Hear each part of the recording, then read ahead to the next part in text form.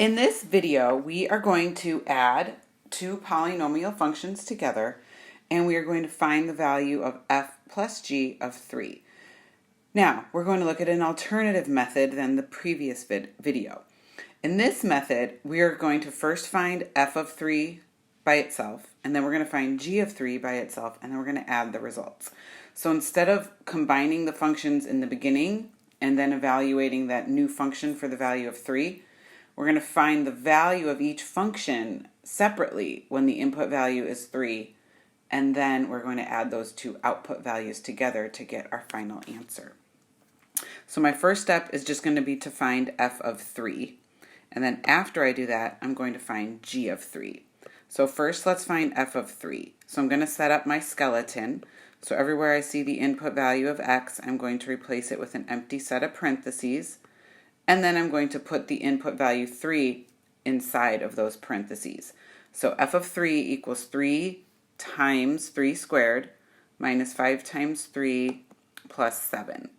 So I'm going to do my order of operations. I'm going to do exponents first. So f of 3 equals 3 times 9. Then I multiply, so I get minus 15 plus 7.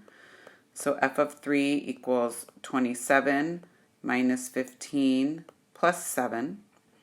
So f of 3 equals 12 plus 7, and f of 3 equals 19. So that was f of 3. Now I'm going to work with g of x function, and I'm going to find g of 3. So again, I'm going to set up my skeleton. So everywhere I see the x variable in the g function, I'm going to put an empty set of parentheses, and then I'm going to insert the input value of 3. So g of 3 equals 3 squared, which is 9, and then minus 4 times 3 becomes minus 12 minus 3. So g of 3 equals negative 3 minus 3, or g of 3 equals negative 6. So now what I do is I take the output value of 19 that I got from finding f of 3, and I take the output value of negative 6 that I got from finding g of 3, and now I have to add those output values together. So to find the value of f plus g of 3, I'm going to add 19 plus negative 6. So my final answer is that f plus g of 3 equals 13. And if you remember from the previous video, that's the same answer that we got, 13.